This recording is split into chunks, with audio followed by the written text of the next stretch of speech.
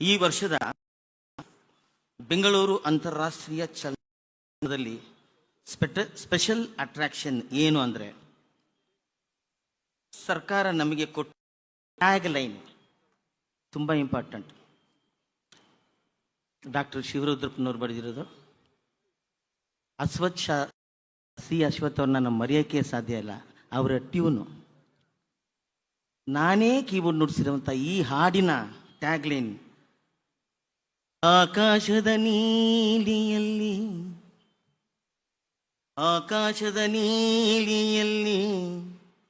ಚಂದ್ರೆ ತೊಟ್ಟಿಲಲ್ಲಿ ಬೆಳಕಾನಿಟ್ಟು ತೂಗಿದಾಕೆ, ಬೆಳಕಾನಿಟ್ಟು ತೂಗಿದಾಕೆ, ನಿನಗೆ ಬೇರೆ ಹೆಸರು ಬೇಕೆ, ನಿನಗೆ ಬೇರೆ ಹೆಸರು ಬೇಕೆ, ಸ್ತ್ರೀ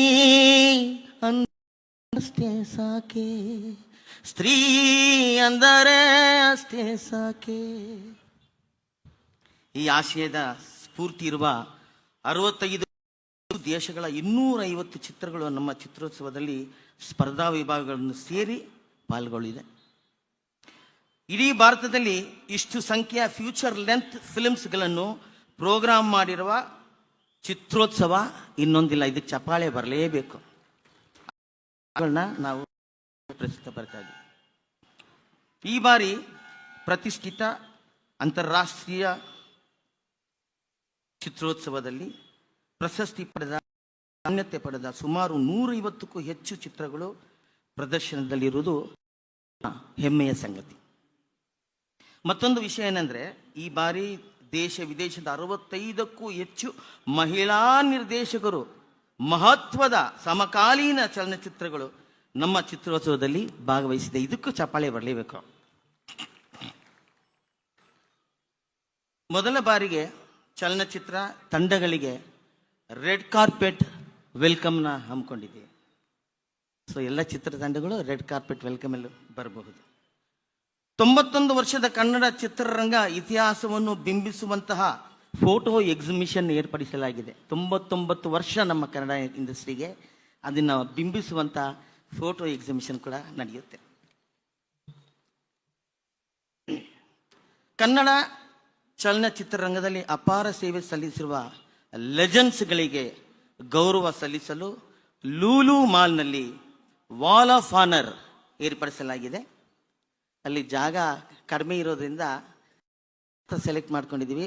ಅನ್ಯತಾ ಭಾವಿಸದೆ ನಮ್ಮನ್ನ ಆಶೀರ್ವದಿಸಿ.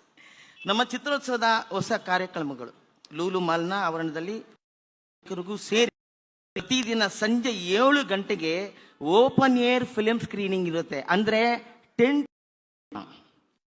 ನಾವು ನೆನ್ಸ್ಕೋಬಹುದು. ಕೆಳಗೆ ಕೂತ್ಕೊಂಡು ನೋಡೋರು ನೋಡ್ಬೋದು, ಅಲ್ಲಿ ಮಣ್ಣ ಕೂತ್ಕೊಂಡು ನೋಡೋರು ನೋಡ್ಬೋದು. ಸ್ವಲ್ಪ ವಯಸ್ಸಾದವರಿಗೆ ಚೇರ್ ಕೂಡ ಇರುತ್ತೆ, ಅಲ್ಲಿ ಬಂದು ನೀವು ಆ ಸಿನಿಮಾಗಳನ್ನ ನೋಡ್ಬೋದು. ಎಲ್ಲ ಚಿತ್ರ ಪ್ರೇಮಿಗಳು, ಸಾರ್ವಜನಿಕರು ಕೂಡ ಇದನ್ನು ವೀಕ್ಷಿಸ್ಬೋದು. ಸ್ಪೆಷಲ್ ಆಗಿ ನಮ್ಮ ನಿಂಬಾಳ್ಕರ್ ಸಾಹೇಬರು ಆಯೋಜಿಸಿರುವ ಶೋಲೆ ಬೈಕ್ ಇದೆ. ಶೋಲೆಯಲ್ಲಿ ಉಪಯೋಗಿಸಿದ ಬೈಕು ನಾವಲ್ಲಿ ಸಾರ್ವಜನಿಕ ನೋಡೋಕ್ಕೆ ಇಟ್ಟಿದ್ವಿ. ಅದೊಂದು ಆಕರ್ಷಣೀಯ. ದಯವಿಟ್ಟು ಆವಾಗ ಯೂಸ್ ಮಾಡಿದಂಥ ಶೋಲೆ ಬೈಕ್ ನಿಮಗೆ ನೆನಪಿರುತ್ತೆ, ಬಂದು ನೀವು ಅದನ್ನು ನೋಡ್ಬೋದು. ಮೆಜೆಸ್ಟಿಕ್ಕಿಂದ ಸುಮಾರು ಬಸ್ಗಳು ಲೂಲು ಮಾತ್ರ ಸ್ಟಾಪ್ ಇದೆ. ಮತ್ತು ಮೆಟ್ರೋ ಸ್ಟೇಷನ್ ಇದೆ, ಅಲ್ಲಿ ಯಾವುದು ನಮ್ಮ ಕ್ರಾಂತಿವೀರ ಅವರ ಮೆಟ್ರೋ ಸ್ಟೇಷನ್ ಕೂಡ ಇದೆ. ಆಮೇಲೆ ಮಾಲಿಗೆ ಬರೋದಕ್ಕೆ ಕೆಲವು 3-4 ಗಾಡಿಗಳನ್ನ ಕೂಡ ಅರೇಂಜ್ ಮಾಡಿದ್ದೀವಿ. ಏನೂ ತೊಂದರೆ ಆಗಲ್ಲ. ಯಾಕೆಂದರೆ ಇದನ್ನ ಹೇಳಲೇಬೇಕು ನಾನು. ಇದಕ್ಕೆ ಮುಂಚೆ ನಾವು ಮಾಡ್ತಾ ಇದ್ದೇವೆ ಇದರಲ್ಲಿ ಒರೈನ್ ಮಾಲಲ್ಲಿ. ಇಲ್ಲಿ ಇರೋದ್ರಿಂದ ನಿಮ್ಗೆ ಯಾವ ತೊಂದರೆ ಕೂಡ ಆಗಲ್ಲ ಅಂತ ಹೇಳ್ತಾ ಇದ್ದೀನಿ. ನಮ್ಮ ಸರ್ಕಾರದ ಚಿತ್ರರಂಗದ ಮೇಲೆ ವಹಿಸಿರುವ ಕಾಳಜಿ, ಚಿತ್ರನಗರಿ ಮೈಸೂರು ಇದಕ್ಕೆ ಸರ್ಕಾರ ಚಾಲನೆ ಕೊಟ್ಟಿದೆ. ಕನ್ನಡಕ್ಕೆ ಪ್ರತ್ಯೇಕವಾಗಿ OTT ಪ್ಲಾಟ್ಫಾರ್ಮ್, ಇದರ ಅನುಷ್ಠಾನದ ಕೆಲಸಕ್ಕೆ ಸರ್ಕಾರ ಇದೆ. ನಮ್ಮ ಅಕಾಡೆಮಿ ಆವರಣದಲ್ಲಿ ಒಂದು ಬೃಹತ್ ಕಮರ್ಷಿಯಲ್ ಫಿಲ್ಮ್ ಕಾಂಪ್ಲೆಕ್ಸ್ನ ಕಟ್ಟಬೇಕು ಅಂತ ಇದೆ. ಅದಕ್ಕೂ ಕೂಡ ಸರ್ಕಾರ ಚಾಲನೆ ಕೊಟ್ಟಿದೆ. ಅದಕ್ಕೆ ನಮ್ಮ ಸರ್ಕಾರಕ್ಕೆ ನಾವು ಧನ್ಯವಾದಗಳನ್ನ ಅರ್ಪಿಸ್ತಾ ಇದ್ದೀವಿ, ಜೋರಾದ ಚಪ್ಪಾಳೆಯೊಂದಿಗೆ. ಅಕಾಡೆಮಿ ವತಿಯಿಂದ ಚಿತ್ರರಂಗದ ಈ ಮೆಡಿಕಲ್ ಏಡ್ನ ಕೊಡ್ತಾ ಇದ್ವಿ. ಅದು 75,000 ಇತ್ತು.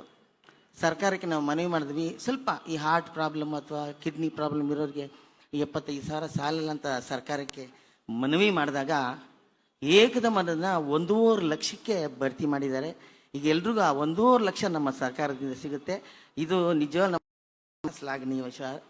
ಜೊತೆಗೆ KTV ಮತ್ತು ಸಂಗೀತಗಾರರ ಒಂದು ಸಂಘಗಳು ಕೂಡ ಇದೆ, ಅದನ್ನು ಕೂಡ ಇದನ್ನು ಸೇರಿಸ್ಬೇಕು ಅಂತ ನಾನು ಕೇಳ್ಕೊಂಡಿದ್ದೆ. ಕನ್ನಡ ಚಲನಚಿತ್ರ 300 ಚಿತ್ರಗಳಿಗಿಂತ ಜಾಸ್ತಿ ಸಿನಿಮಾಗಳು ಪ್ರದರ್ಶನಕ್ಕಿದೆ. ಇದು ನಮ್ಮ ಬೇಡಿಕೆ ಸರ್, ಮನವಿ. 300 ಸಿನಿಮಾಗಳು ವರ್ಷಕ್ಕೆ ರೆಡಿ ಆಗತ್ತೆ. ಇದಕ್ಕೆ ನಾವು 10-15 ಕಡೆ ಪರ್ಮಿಷನ್ಗೆ ಓಡಾಡೋದಿದೆ. ಅದನ್ನು ಒಂದೇ ಸಲ ಏನದು ಸಿಂಗಲ್ ವಿಂಡೋ ಅಂತ ಹೇಳ್ತಾರೆ, ಇದನ್ನು ದೃಷ್ಟಿನ ಇಟ್ಕೊಂಡು ಸರ್ಕಾರ ಒಂದೇ ಜಾಗದಲ್ಲಿ ನಮ್ಮ ಚಿತ್ರರಂಗಕ್ಕೆ ಪರ್ಮಿಷನ್ ಸಿಗೋ ಥರ ಮಾಡಿದ್ರೆ ಎಲ್ರಿಗೂ ತುಂಬ ಒಳ್ಳೆಯದಾಗತ್ತೆ, ಪ್ರೊಡ್ಯೂಸರ್ಗೆ ದುಡ್ಡು ಉಳಿಯುತ್ತೆ, ಬೇಗ ಆಗತ್ತೆ ಅಂತ ನಾನು ಸರ್ಕಾರಕ್ಕೆ ಮನವಿ ಮಾಡ್ತಾ ಇದ್ದೀನಿ. ಪ್ರಭಾಕರ್ ಸರ್ ಆಗಲೇ ಬರ್ಕೊತಾ ಇದ್ದಾರೆ. Thank you sir. ಇನ್ನೂ ಒಂದು 2-3 ಬೇಡಿಕೆಗಳಿದೆ, ಅದನ್ನು ನಾನು ಸರ್ಕಾರಕ್ಕೆ ಜೊತೆಯಲ್ಲಿ ಇದ್ದು ನಾನು ಕೊಡ್ತೀನಿ. ಮತ್ತೊಮ್ಮೆ ಎಲ್ಲರಿಗೂ ಶುಭಾಶಯಗಳನ್ನು ತಿಳಿಸುತ್ತಾ, ನಾಳೆಯಿಂದ ಲೂಲು ಮಾಲ್ ಕರ್ನಾಟಕ ಚಲನಚಿತ್ರ ಕಲಾವಿದರ ಸಂಘ ಸುಚಿತ್ರ ಫಿಲ್ಮ್ ಸೊಸೈಟಿಯಲ್ಲಿ ನಡೆಯಲಿರುವ ಬೆಂಗಳೂರು ಅಂತಾರಾಷ್ಟ್ರೀಯ ಚಲನಚಿತ್ರೋತ್ಸವಕ್ಕೆ ಎಲ್ಲರೂ ಬನ್ನಿ. Let's celebrate film and enjoy. Thank you.